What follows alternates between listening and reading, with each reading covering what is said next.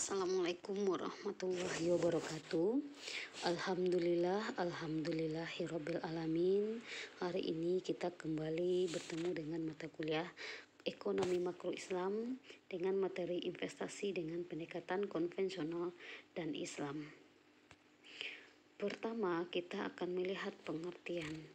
Investasi kalau dilihat dari bahasa, itu berasal dari bahasa Inggris, yaitu investment. Dari kata dasar invest yang berarti menahan atau istamara dalam bahasa Arab yang berarti menjadikan berbuah, berkembang, dan bertambah jumlahnya.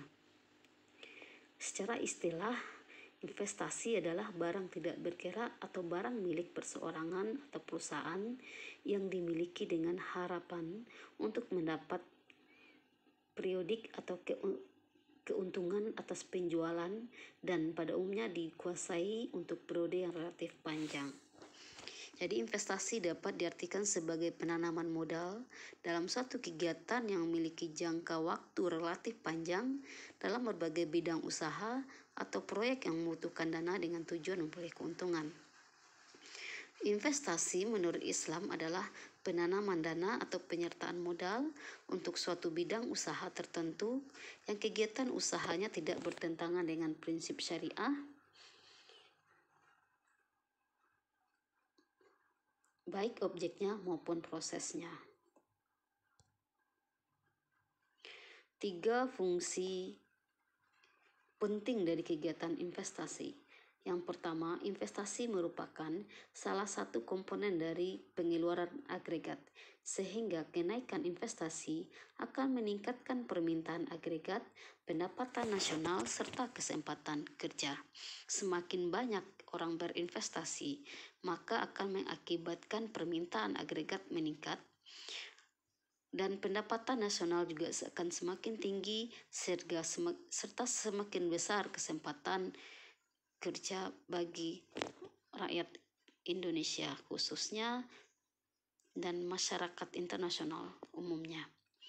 2. Pertambahan barang modal. Sebagai akibat investasi akan menambah kapasitas produksi.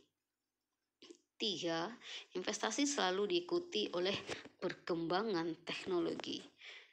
Semakin besar investasi, maka kecenderungan orang untuk memperbaharui teknologi juga akan semakin besar, sehingga teknologi dari hari ke hari itu akan terus meningkat. Fungsi investasi dengan pendekatan konvensional. Ada 3 bentuk pengeluaran investasi. Investasi tetap bisnis atau business fixed investment, yaitu pengeluaran investasi untuk pembelian berbagai jenis barang modal, yaitu mesin-mesin dan peralatan produksi lainnya, untuk mendirikan berbagai jenis industri dan perusahaan. 2. Investasi residensial, yaitu residential investment, yaitu pengeluaran untuk mendirikan rumah tempat tinggal, bangunan kantor, bangunan pabrik, dan bangunan lainnya. 3. Investasi persediaan atau inventory investment, yaitu berupa pertambahan nilai stok barang-barang yang belum terjual, bahan mentah, dan barang yang masih dalam proses produksi pada akhir tahun perhitungan pendapatan. Faktor-faktor yang mempengaruhi besar investasi adalah yang pertama, tingkat bunga. Kenaikan tingkat bunga akan mempengaruhi keinginan untuk berinvestasi dan sebaliknya. Penurunan tingkat bunga akan mempengaruhi keinginan seorang berinvestasi. Maksudnya adalah ketika bunga meningkat, keinginan seseorang untuk berinvestasi biasanya menurun karena orang lebih suka menabungkan uangnya atau mendeposit uangnya di bank. Dan sebaliknya ketika bunga turun, orang cenderung untuk menginvestkan uangnya baik dalam bentuk saham maupun obligasi. 2. Jumlah permintaan. Semakin besar jumlah permintaan konsumen terhadap suatu barang dan jasa, keinginan untuk melakukan investasi juga semakin besar. 3. Perkembangan teknologi. Di sini kemajuan teknologi juga akan meningkatkan keinginan untuk berinvestasi karena teknologi yang maju akan mengurangi biaya produksi dan meningkatkan jumlah keuntungan.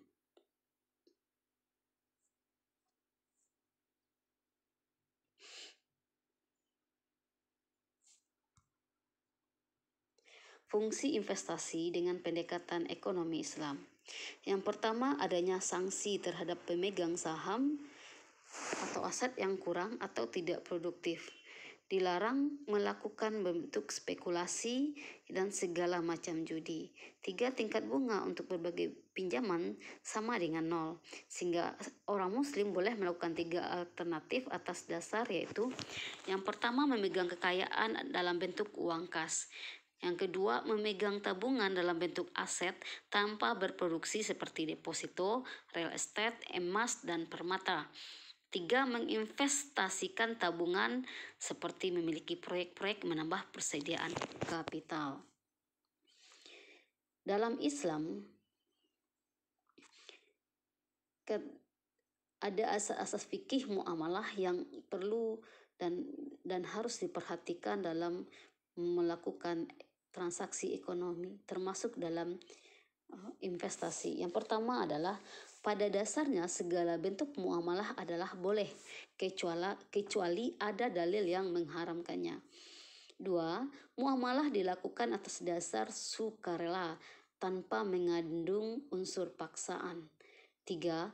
Muamalah dilakukan atas dasar pertimbangan mendatangkan manfaat dan menghindari mudarat dalam hidup masyarakat. 4.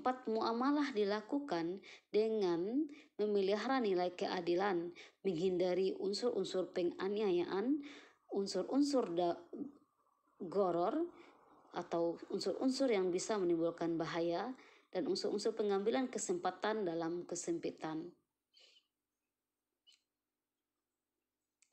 Selain itu, prinsip syariah khusus terkait investasi harus menjadi pegangan bagi seorang investor dalam berinvestasi, yaitu yang pertama, tidak mencari rezeki pada sektor usaha haram, baik dari segi zatnya maupun dalam prosesnya, serta tidak mempergunakan hal-hal yang haram. Yang kedua, tidak menzalimi dan tidak pula dizalimi. 3. Keadilan pendistribusian pendapatan. 4. Transaksi dilakukan atas dasar ridho sama ridho antarodin, tanpa ada paksaan dari siapapun. Yang kelima, tidak ada unsur riba, perjudian, ketidakjelasan, penipuan, kerusakan atau kemudaratan, dan tidak mengandung maksiat. Jadi, Islam sangat menganjurkan investasi, tapi bukan semua bidang usaha diperbolehkan dalam berinvestasi. Aturan-aturan di atas menetapkan batasan-batasan yang halal dan atau boleh dilakukan dan haram tidak boleh dilakukan. Tujuannya adalah untuk mengendalikan manusia dari kegiatan yang membahayakan masyarakat. Semua transaksi yang terjadi di bursa efek, misalnya, harus atas dasar suka sama suka, harus jelas dan transparan. Informasi antar pihak harus seimbang.